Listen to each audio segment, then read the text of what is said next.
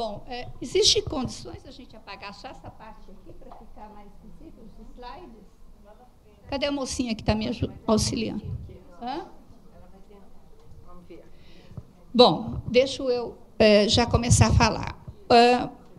Ontem eu fiz um retrospecto sobre as pessoas que me acompanham, sabem que há mais ou menos 20 anos eu trabalho com a mitologia. E muitas pessoas me perguntam por que, Marilene, você sempre está trabalhando com a mitologia? Simplesmente porque nós conseguimos uma compreensão do mito que faz com que... E o mito realmente tem uma concepção extremamente abrangente e um conceito da mitologia que nos permite uma compreensão a nível de profundidade, de ampliar perspectivas, que, durante todo esse tempo, eu tenho me debruçado, como o Campos já falava, que eu gosto muito dele, da obra dele, em Mitologia Comparada, que o mito se assemelha à música das esferas. O mito também ele abrange tudo. Então, eu fui, durante todo esse tempo, me debruçando sobre muitos e muitos e muitos assuntos. Inclusive, agora, no final do ano, eu vou ter um livro lançado sobre umas pesquisas que nós fizemos com comportamento criminoso, para averiguar realmente o que existia nessas famílias que favorecia esse tipo de comportamento. Um outro capítulo vai ser a respeito da repetição da violência doméstica, mais ou menos uns 20 casos de famílias estudadas e atendidas, e um olhar estendido, pelo menos, a 3 gerações. Então, nós vamos cada vez mais enriquecendo o nosso olhar. E, à medida que nós fomos enriquecendo esse olhar, nós fomos desenvolvendo uma teoria consistente, o que eu chamo uma leitura, porque são vários construtos, vários conceitos teóricos encadeados que permitem uma leitura. Evolutiva, por quê? Porque nós podemos identificar, desde a formação do mito, a evolução, caminhando com o ciclo de vida da família, na formação das expectativas, nos momentos cruciais, nas escolhas que se fazem, nos encaixes que ocorrem no casamento, até realmente nós conseguimos identificar os mitos que existem. Eu vou estar passando, não vou estar falando detalhadamente sobre cada um. Eu vou estar falando e vocês podem também, alguma coisa eu vou falar, outras coisas vocês vão estar lendo, né? Porque eu não posso dar o curso inteiro de ontem para vocês, eu vou resumir. Nós conseguimos identificar o mito e uma concepção a respeito do mito familiar e do mito individual. Então, o mito, isso dentro de uma perspectiva, de um estudo de filosofia, antropologia, construtivismo e construcionismo dentro dessas posturas. Então, nós usamos todos esses respaldos para ter essa compreensão e essa conceituação do que nós entendíamos como mito. Mito familiar, mito individual também.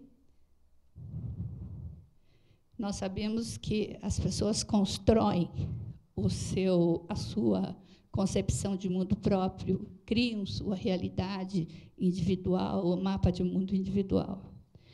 Essa leitura evolutiva e instrumental mítica, isso está em 2 livros, está muito bem delineada nesse segundo livro meu, que se chama Família e Mitos da Sumos.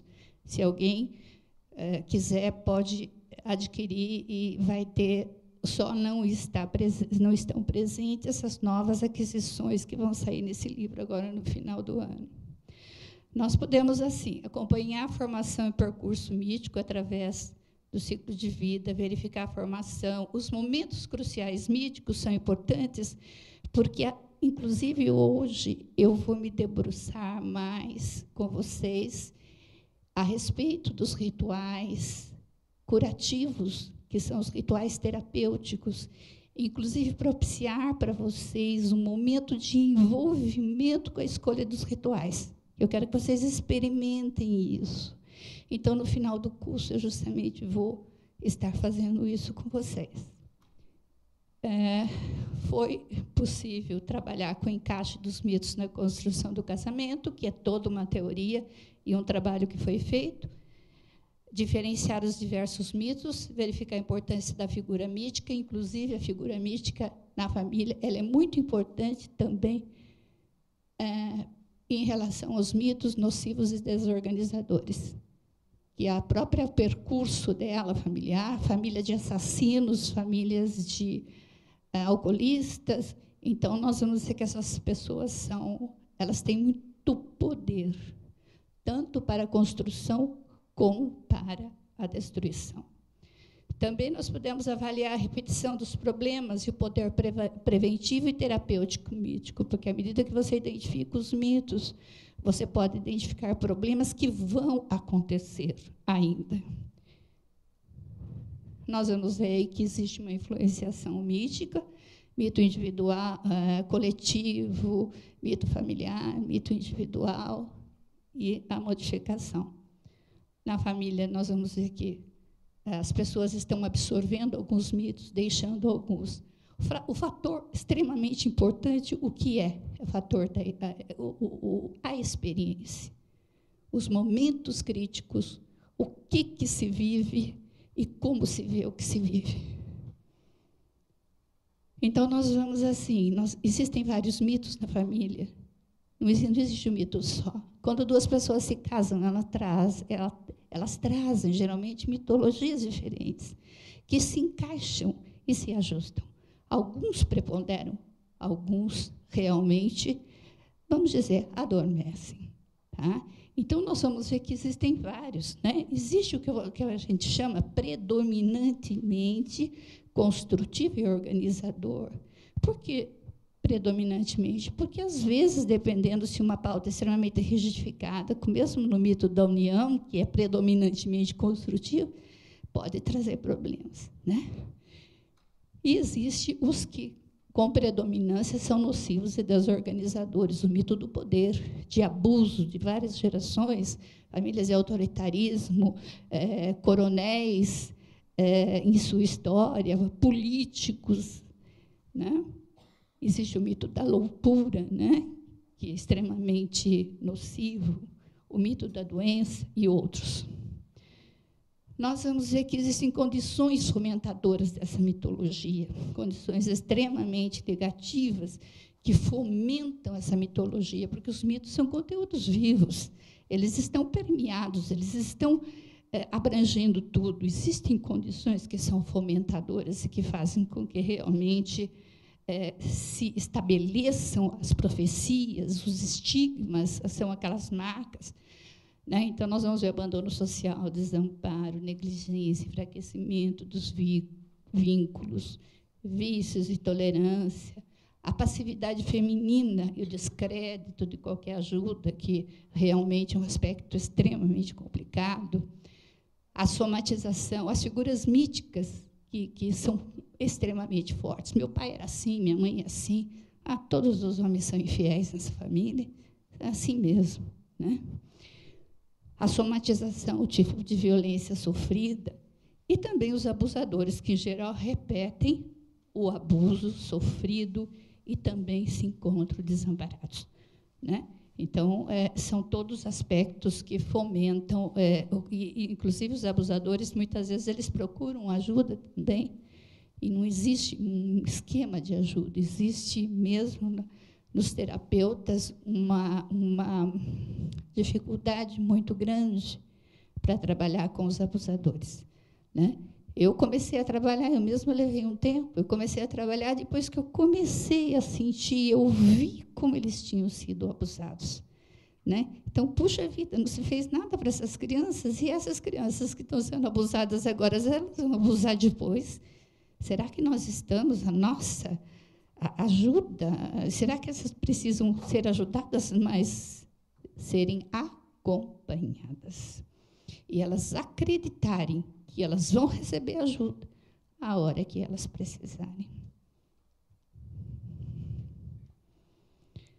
Então, nós vamos encontrar o mito do poder, que eu já falei para vocês, que geralmente é encontrado em famílias onde ocorre abuso de autoridade, geralmente a história de patriarcado e autoritarismo, favorecendo a repetição da violência, e alguns mitos que têm características comuns, né, que são da doença, da loucura, maldade, que eles mostram algumas características e que as pessoas se sentem enfadadas a determinado tipo de adoecimento ou comportamento, esperando o cumprimento da profecia. Não vou conseguir fugir disso.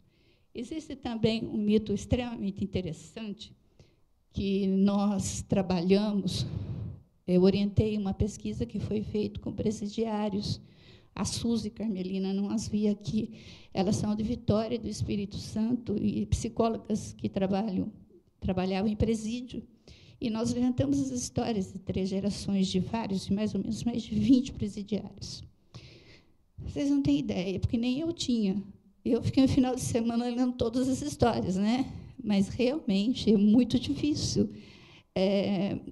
O tipo de clima emocional, teor emocional, as mitologias que permeavam a vida dessas pessoas, né? Então, e essas pessoas, quando elas não têm, existe um caos na vida delas, como eu já discuti na teoria, a questão da hierarquia de necessidades humanas, parece que a mitologia responde a elas. Então, o que eles têm muito presente é a sobrevivência, e a sobrevivência a qualquer custo, inclusive o custo dos vínculos. O que seria os estigmas? Os estigmas, essa é toda uma teoria que a gente foi desenvolvendo, se caracterizam como marcas de várias maneiras, desde os aspectos físicos e características afetivas e emocionais que se destacam e passam a fazer parte das identificações pessoais. Inclusive, uma das marcas que a gente tem, no exercício que eu vou fazer com vocês, talvez vocês possam pensar também, o próprio nome é uma marca, nosso nome pessoal, nosso nome de família, é uma das marcas. As profecias são determinações a serem cumpridas na área pessoal, afetiva e profissional, e abrange uma perspectiva futura.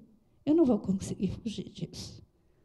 Todo mundo ficou louco, eu também vou ficar louca, né? Ou nós somos meio loucos mesmo, né? Somos assim. Os homens sempre foram infiéis nessa família, você vai acabar me traindo também. Né? Bom, nós vamos ver que também existem